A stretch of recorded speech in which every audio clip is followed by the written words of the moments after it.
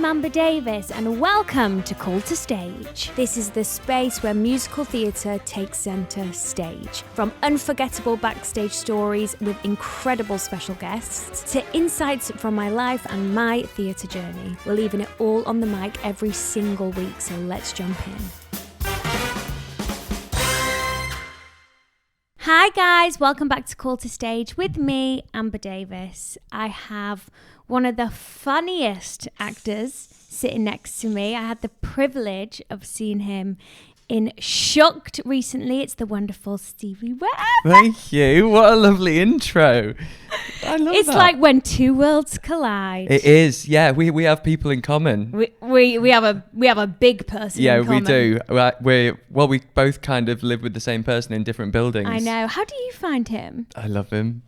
Well, I haven't been with him. It's only been 3 weeks. Yeah, try 3 years.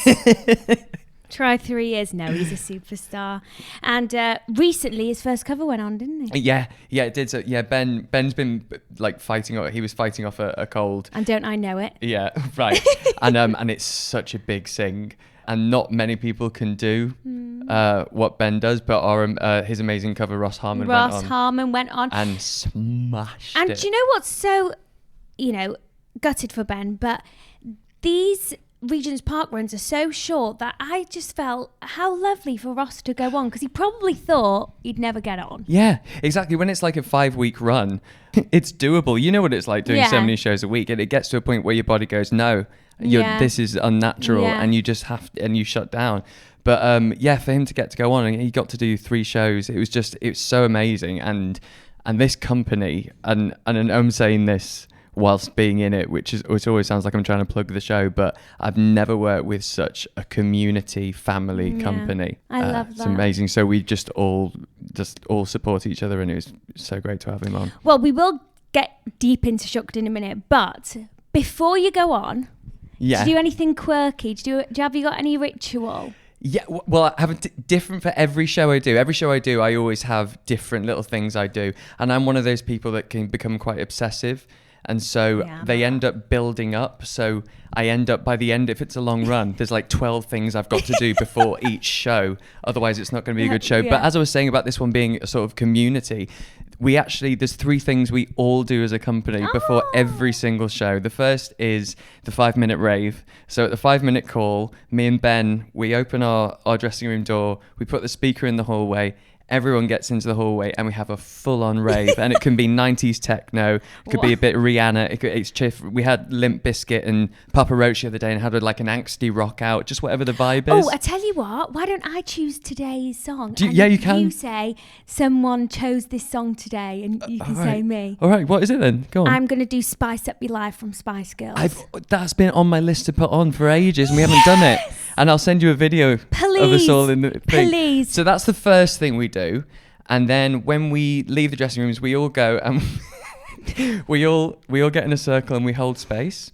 So you hold the person on your right's little finger with your forefinger and thumb, and then the person on your left holds your little finger, and we all just hold space, a la Arrivo and Grande, and we all hold space. And then we do what I call a brain shake, which is this thing that I just kind of came up with, which is we count to 3, and then with a straight leg, you have to smash your foot on the ground on 3, and it kind of sends this shock up your spine. I don't think it's probably medically a very good idea.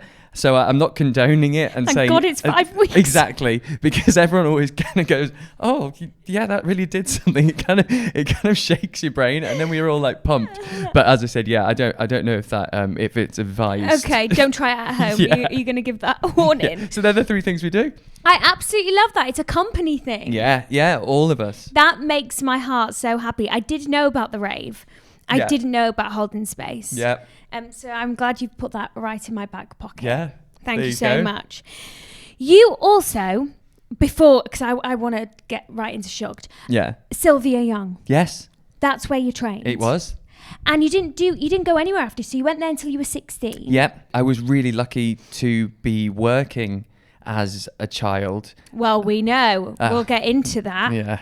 I I worked more as a child than I do as an adult. I'll tell you, it really is.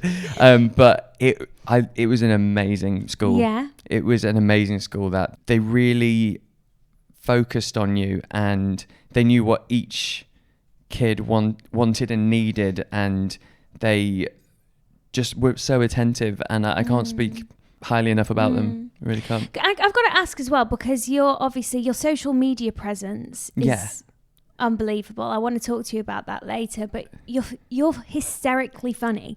Your brain works different to others. Do you know what I mean? No, like your I comedy. really appreciate that. Do you know what I mean? I really appreciate that. Like the fact that you even come up with some of this stuff is just hysterical. Like, where was that? Where did you find that? You know? Do you know what I think what is quintessential British humour is intelligent nonsense. Wow. And I think that is what we do best. When you go all the way back to whether it's Monty Python, to the Two Ronnies, French and Saunders, Smack the Pony, all the way through, we've always been really good at well-structured stupidity. Yeah. And that is the sort of comedy that I love and what I grew up on. And that's what I like to do, is make people confused whilst also going, oh, that's clever. Yeah. And so I've just always had that. And I started doing the social media thing mainly because I was in the Book of Mormon for a really long time. I was in the Book of Mormon for a really long time. And then I was about to come out of it. And I'd been in the industry for 30 years. But I hadn't been in rooms, I hadn't been on auditions or anything because I was in it for such a long time. And I just thought, I want to kind of remind people of who I am, because not that I got lost in that show, because I stayed in that show because I loved it so much, but I wanted to start peppering myself out there a bit more. And I started to do silly shit, on social media, and then it kind of took off, and it's been wonderful. Yeah. I was sent them. When I was in Book of Mormon, the stuff I'd do. Sound of the day. Oh my God. And like when you were quick thinking and you had to finish the game. Oh my goodness. Like the amount of times like people would send me that. It's so much fun. And were you always funny from a young boy? Yeah. And it's funny, isn't it? Because it can come across arrogant for someone to say, I know I'm funny, because it's an ability, not a trait. Because, a plumber wouldn't say, oh, I didn't do that good a job, Whereas we'd be like, oh, no, I'm not that funny. We're quite bashful about it. But if a plumber said that, you'd be like, what are you talking about? You didn't do a good job. I don't need that. Yeah. But that was how I made my mark in school and stuff, because I wasn't one of the lads, wasn't quite one of the girls. And so I was the funny one. I'd do impressions of teachers, and I'd do silly voices or create characters. And so it was a lifeline for me, making people laugh and having the ability to elicit a reaction from someone that is positive is, it makes you feel good as well. So it's not selfless. It's never a selfless act. No, it's never a selfless act. It's a two-way thing, but I've just always loved it. And some people, like, you have that natural ability, so use it. Right. And I've got to the point of accepting and being able to say, I know I'm funny. Not to everyone, because everyone has different humour,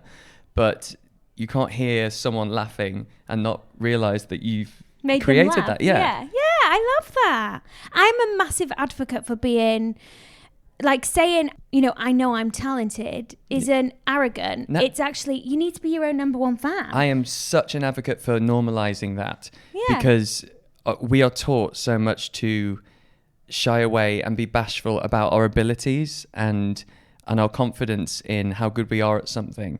And I really think it's okay to be aware of it and to celebrate it. Yeah, I'm with you. Do. Well, you and I together will change the world. Yeah. So, Shucked. Storyteller number 2. Yeah. I messaged Ben this morning. I was like, what's Stevie's character name? It's the full name. That is the full name. Yes, the full name. Like going to the toilet. Number 2 is the surname. Storyteller number 2. There we go. I came to see the show on Press Eye. Yes, I know. You're amazing. The whole show from start to finish. I mean, it was a blur for me until like 20 minutes in, until Ben did Somebody Will. Right. Then show-stopping moment. I could fully relax. Yeah. I was like, he's done it.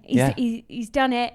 Of course. And I had Ian McKellen like basically sitting there. Like if Ian wasn't there, I think I'd be like, I know he's got this, you know. Like I get more nervous than him. It's like when you also Ian McKellen was in the middle of the second row, and it's open air in the daylight, so there's just like you're like, oh, there's Gandalf. There he is. Yeah. There's Gandalf. Right, great. So, were you aware of the storyline of Shucked before you went in for it? I mean, sort of.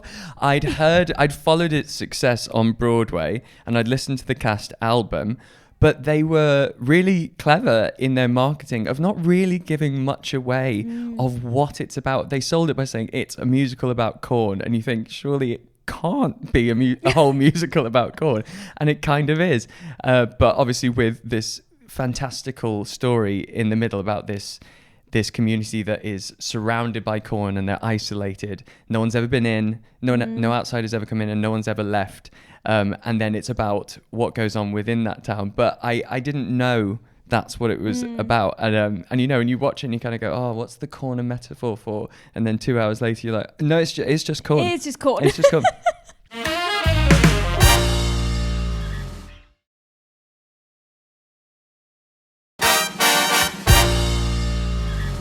When the audition came through, you got the material, did you think, I can do great things with this? So when it was rumoured it was coming over, everyone who had seen it or knew about it that knows me sent me a message saying, that's yours. You've got to play storyteller number 2. And then when I got through the script and the side, I was like... I have to be a part of this. I really do. And everyone's told me I have to, so I can't let everyone down. And it was one of those rare things where I almost felt like I should sue them for like they've been surveilling me and like they've sort of written me into it. And I was like, where did you get this character from? But it was also a part that a lot of people wanted, and a lot of my friends and a lot of people I know have, you know, said to me afterwards I was in for it and stuff. And that's always, well, you know, it's such a weird thing in our industry, but I think from an outsider they think there's much more rivalry than there is, and actually there's so much more support than people realize.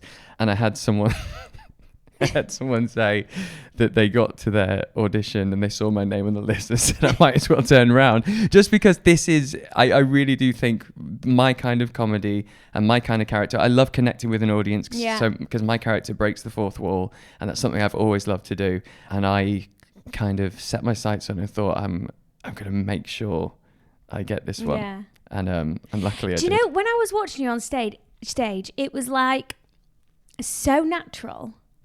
Like you didn't have to try to be funny, right? You were just it. Like, I appreciate you were just it, you know, very cool, calm, collected, funny. You in make the best man win. Yes, the funniest thing I've ever seen. Your end pose.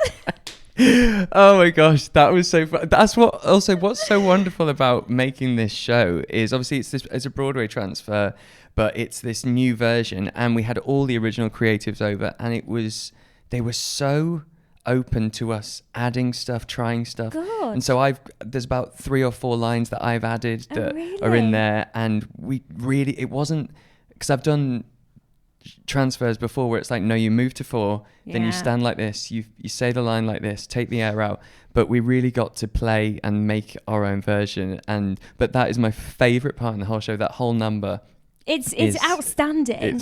That needs to be done at the Oliviers. I was going to say, if this show ever, you know, for any reason got any kind of Olivier recognition, that would be the number to do. Oh my God. And it was just the way that you come on and you're like, I really like this number, so I'm just going to join in. Like you were just so natural. Like it were like, you know, when you feel like sometimes you watch a video and you feel like we're on FaceTime to them because they're so like you can connect to them. That's how I felt like you were doing it. You were specifically like talking directly to me. That's how it felt. I appreciate that. And I think that's really important with characters that break the fourth wall, is that you have to let the audience come to you. You can't beg for it. No. So you have to form that relationship on a really casual level, and that's where the comedy can then come in. That's where it was casual. That is the most perfect word. And then you and storyteller number 1, Monique Ash Palmer. Monique, I messaged her as well because I thought she was brilliant. Yeah, you're like sweet and sour. Yeah. Like she has like this empathy. Like you're like, oh, you feel safe with her. I couldn't do it without her. No. Honestly. Well, she sets you up. Yeah, exactly. A lot of it completely. Yeah. It was one of those things where we were like, so who are they? Where are they? Are they aware they're in the theatre? Because they're narrating and they're breaking the fourth wall, but the characters can't see us when we're on stage. And they live in this really weird, interesting, fantastical space, which gives us a lot of room to play. But honestly, our on-stage and off-stage relationship with Monique Ash Palmer, I could not do it without her. But she is my hype person. When I come off and I go into start mid-spiral, she just like slaps me out of it. And also that dynamic of her storyteller is committed to getting the story moving and telling the audience what's going on, and then I'm like the annoying little brother who keeps coming in and going, hey, joke here, and she's like, ugh. It's great. If you could play any other part in Shucked, who would you play? Peanut, because it's less dancing. Do you know how difficult Peanut as a character is? But that's the thing. I think to look at on paper, you go, oh, so it's great. It's just lots of jokes, but that is not what it is. To execute that. The way Keith Ramsey delivers his lines as Peanut is a masterclass in comic delivery. It is. I just couldn't, and that's the thing. I couldn't even try after seeing him. It's just he didn't miss a beat, and he. And then I met him after the show. Yeah. And he couldn't be any further apart from Peter. No. And I was like, wow. I was like just in awe of it. He's the real deal. I mean, this cast is stacked. It is stacked. It's like, it's sickly. Yeah. Like, shout out to Gina Newers. I mic down. She didn't even have, when she was singing her big number, she didn't even have like one little vein pop out. There's no strain. There's no type of strain, and it's rude. Yeah. It comes from deep within her. We all listen backstage every single day if we're not on stage, and we all jump up and down, and that applause that she gets is the most incredible feeling, obviously for her, but for us. Aww. Because we all feel it and we just know we've got them. And especially at that moment, that's that moment when she has that, if we had a roof, she would blow it off every single night. And it's just the pride we feel in every single person when they land their shit. You really are so in love with each other, aren't we you? are, honestly. And we can't. I can't believe at the time of recording we've got 2 weeks. I know. And are you a bit heartbroken about it? I'm trying to not be prematurely heartbroken because I've done that before, and you ruin the last push. But anyway, me and Ben, I don't know if he's told you about this. We've already your face. You're like, what? Go on. We've said and we've said as a company we're going to see how many people want to come, but we're going to do a little trip away, maybe to Amsterdam for a couple of days. You didn't know, did you? Are you now? Yeah, just as a Well, you let me know the date so I can get doggy daycare for the dog. Do you think there's a life for Shucked after its Regents Park run? I personally think it would be criminal for it to not, but you just don't know. I know. You don't know in the landscape. The thing is, every single person who's come to see it, well, I assume, because we hear them and we see them, it's what we need right now with what is going on outside. Having a show that is relentlessly funny to the point of exhaustion, that people are going home exhausted from laughing, is so what we need right now because of, well, we know everything that's going on around the world. And it's not that you forget about those things for those 2 hours or stop caring about them for 2 hours, but it is a release and it makes you go, and it's just so cathartic. I know. And so I'd love to see it have another life after the Regents Park run, but I mean, we'll see. We're hopeful. We'll see. I say to Ben all the time, have you heard anything yet? And he goes, no, we haven't heard anything. Yeah. And finally, to do with Shucked, the park.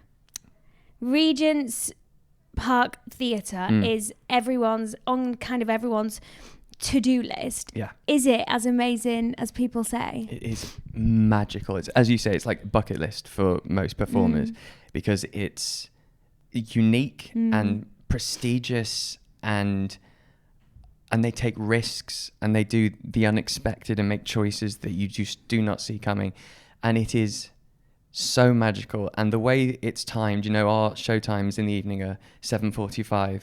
So Act 1 starts in the daylight, and then just before the interval it starts to go a little bit dusk, and then Act 2 starts, and when we've got all this crazy lighting on stage that you can now see, and you can hear the wind in the trees or crows or a helicopter. And the great thing about my character having, you know, and Monique being able to break the fourth wall is we can reference things that are happening, and of course audience love that.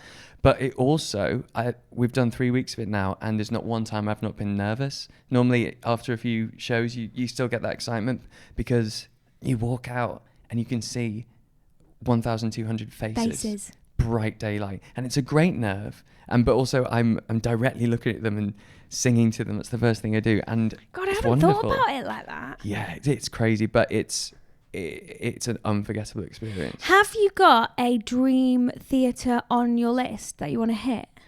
It's so funny. Well, you started at the Palladium. I did. I mean, it's been a downhill since then. I mean, what? Where else could I go? No, I always wanted to work at National. I was lucky enough to do that.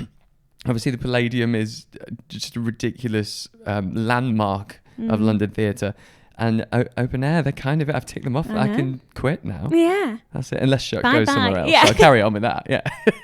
You were a child actor. You were in the Oliver West End cast at the age of 8. Yeah, I think it was 8 or 9, something like that, yeah. So was that your debut? And not in a production it wasn't, but it was your West End debut. It was me. Because you did Liverpool Empire before that, didn't you? Yeah. Yeah, that's right.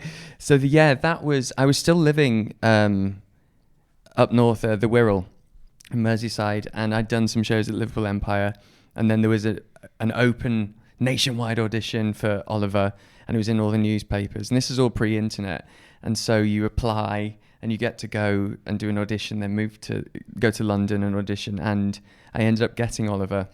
And I was too young the first time around, so I was the second Oliver. Okay. So I managed to do that, and that was mental. Actually, sorry, just to come back to that was mental. Yeah, go on. But also at that age, you have no inhibitions. Like, you're running around stage singing and dancing, having a great time. You have no idea what you're doing. No, really. and it's just fun. But to go back to Shucked, something else that's really special for me about that is, of all the biggies that I've done, all the big jobs, this is the first time I've been like the original cast. I was the second Oliver. I was the second Posner in the History Boys. I was the second Jim in a show called Chatroom, which Andrew Garfield did before me. I was the second McKinley in the Book of Mormon, and then this time I'm the first, which in the grand scheme of things doesn't mean that much, but to me it really does. And so it's super special. But Oliver was wild. And then after doing that, I was in London doing that, and Sylvia Young Theatre School said I can train there while I'm Oliver. And then so you booked Oliver before you even did any training? Yeah, but then I couldn't dream of going back to my small town after the big lights of London. Big lights of London. And so, what did your parents say? It's not that they didn't believe me, but they were I don't think they really thought ahead of what would happen if I got that, because I don't live in London. And so then they were like, we need to sort something out. So my dad changed offices to London because he was a financial advisor at the time, and he would drive me home every weekend after Oliver in school, and did this for years. And so then I stayed at Sylvia Young Theatre School, and my dad would drive me back every Friday after school to be home for the weekend with my mum. But I took that for granted at the time. And it wasn't, I think I woke up in the middle of the night at like 23, when I was 23, and I was like, oh my God, I can't believe I called him, didn't pick up, he's asleep. And just left him a message just saying, thank you. I know, you do. You feel it later in life, don't you? You don't realise, because... What gorgeous parents you have. Yeah, and I didn't even think about that. My mum had to let her son go to London and be away for most of the week. And she never showed me how much that was killing her, because she knew I was living my dreams and getting everything that I wanted. And again, that wasn't until later in life when I spoke to her, and she explained it was the most crushing and devastating thing, saying goodbye once a week to her child. Oh my God. But knowing that I was... No, don't, because I go at anything. I cried at a hay fever advert the other day. Honestly. Okay. And she would never let me see that she was upset. She'd wave me off with Oh God. She'd wave me off with a smile and say, have a wonderful week. And have you got any siblings? Yeah, I've got an older sister who stayed there, and it's and you were wild. A little boy. And that's why I do it now. Yeah, of course, that's why we do it. Yeah, because we love it. And oh God, that's made my whole. It was. Yeah, thank you to both my parents. Oh, for what they did. My God, that breaks my heart. Look at him now. I know, exactly. And I'm still doing it for them. Yeah. Oh my God, don't. Before we talk about the Book of Mormon, I'm really going to change the subject here. Yes. Can we talk about the BRIT Awards? Yes. Can we? Yes, we can. I'm not under any sort of I haven't signed any. Okay, what are they called? A non-disclosure. Stevie was a child dancer at the BRIT Awards in '96. Yeah. For Michael Jackson. Here's the story. I want to know exactly what happened. Okay, so here's the story. It's mid-90s. Every child my age was obsessed with Michael Jackson. It was Earth Song era. It was history. Yeah. It was all that. I was obsessed, and I couldn't go to an audition for the BRIT Awards because Michael Jackson was coming to do Earth Song at the BRIT Awards, and he wanted all these people in rags. You know, this is very hip. People in rags. What about us? All around the stage, and at the end, they all reveal incredible bright clothes, and they go and hug him, and he's saved the world because he's Michael Jackson. That his thing, and he stands there very Christ-like with his arms out in a white silk thing. So that was it, and I couldn't go to the audition because I was doing a voiceover, and I couldn't function. I couldn't function. So my dad called the head of the agency, Young'uns at Silver Young, who was Jackie Patton, her name was at the time, and said, I don't think he's going to recover from this. Is there something we can do? And they managed to get me to the cut down, the recall. And it was this big group of people, and we were put into smaller groups, and we were told to just walk around like we're sort of urchins or people in need. When I look back, it's really problematic. We're all from different cultures and pretending it was, and I remember. Oh God. I have no idea what's going to come out of your mouth. So we were all doing, people jump in pairs, pretending to be families and stuff. And I was sort of doing it on my own.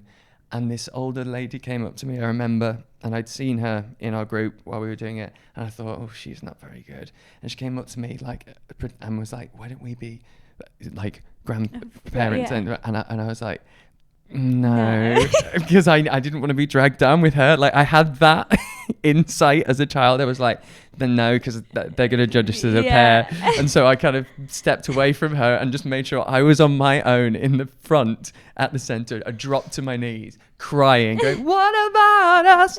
And then made sure, again, it was one of those things where I was like, I will make sure I get this. And then got it.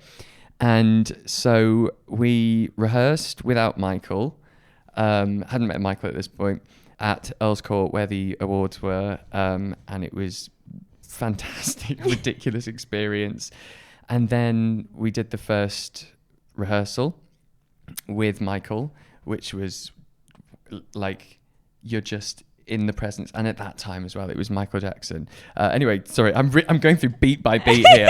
So I'm loving it. The performance happened, and then there was this infamous story where Jarvis Cocker from the band Pulp, while Michael was up on the crane doing his all that stuff, he came on and lifted up his shirt, did a moonie and stuff, and kind of tried to spoil the performance. Okay. And then as he was being chased off by security and stuff, he knocked me and I fell off stage onto this barricade that collapsed, and I landed in the audience. And I just remember I was looking out doing my What About Us on my own, of course. Don't come near me. I'm a solo performer. Don't steal my shine. And the next thing I knew, I was looking at the ceiling and the lights. And I was like, and the audience lifted me up, these people. I was at their feet, and then I had blood on my face, and they pushed me back onto stage.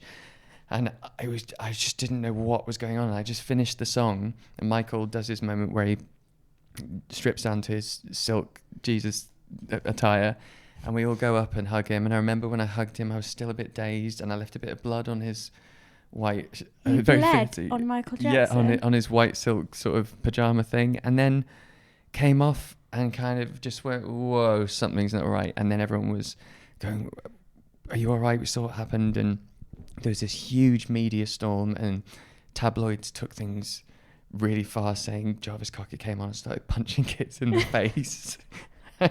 Honestly, like, I was on the front of papers, and it was wild. And then Sony Music, because a couple of other kids got knocked here and there during the tussle, you know, it wasn't him punching them in the face as it was reported. So Sony took us, they opened Hamleys for us, just for us. And we had 5 hours to get whatever we wanted from Hamleys.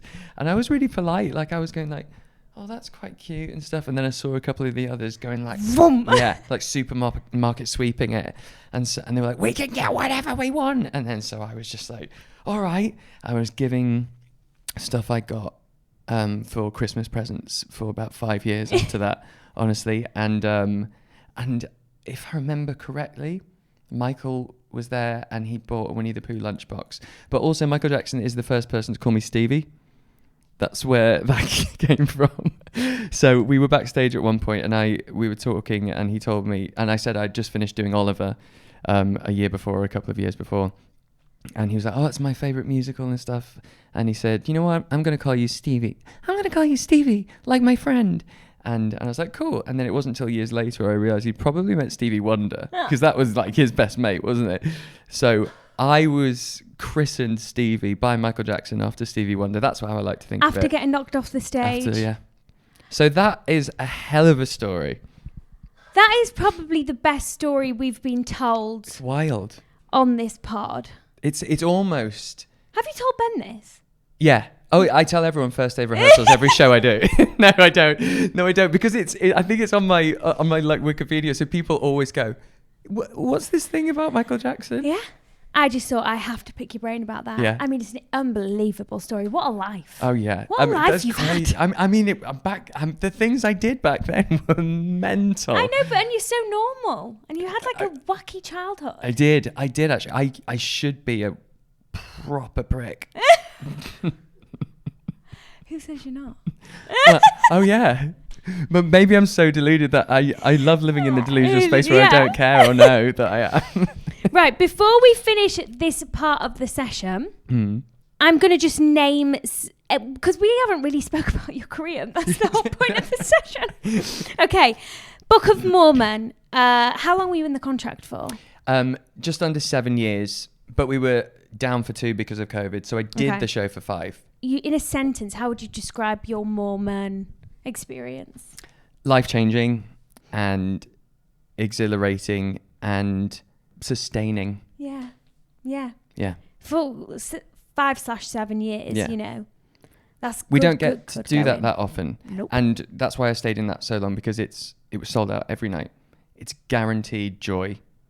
And I was home by 10:30 every night, and we were treated so well. Shout out to Sonia Freeman Productions, honestly. Yeah. They treated us so well, and it was a joy.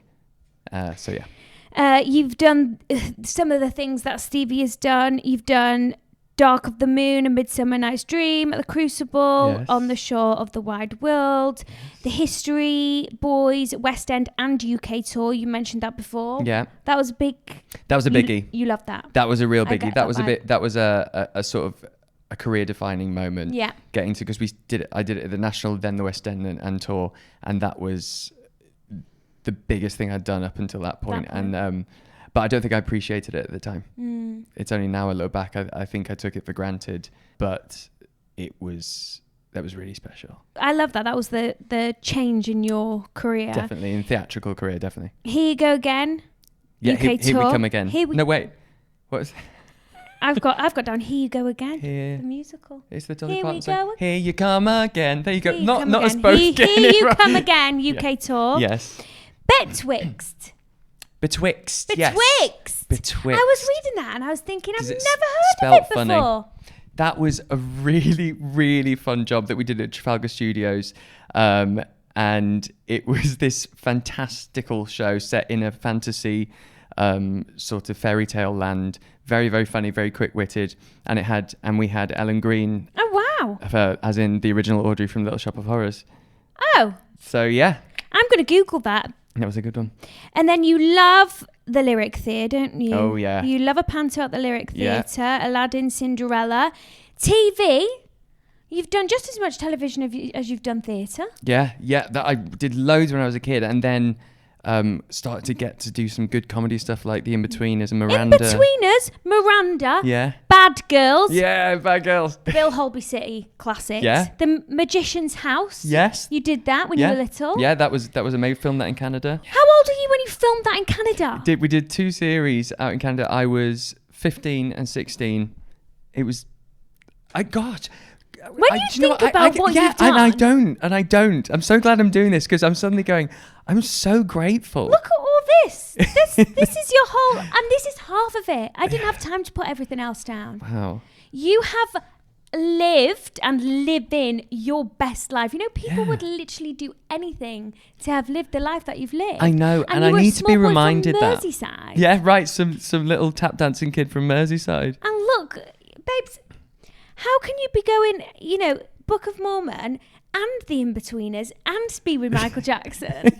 You've got your finger in every single pie. I know, and I'm really glad. Actually, this is really lovely to be reminded because I do forget, and we're never happy. We always want to be further than we are, and actually looking back makes you realise you're good right where you are. Yeah, and also I think we worry about what's next, and sometimes you have to stop. Tonight I'm giving you a task. Mm-hmm. You have to, in your notes, Yeah.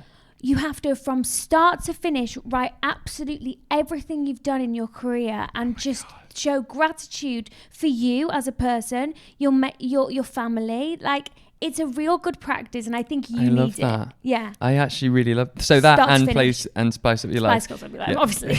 But when you get home and to bed tonight, I really want you to do that. Done deal. Done deal. Okay. That's so lovely. Well, thank you so much for listening, guys. You are so gorgeous. If you're a Patreon listener, I will be asking Stevie a few of your questions for about 10-15 minutes. So see you soon. Bye.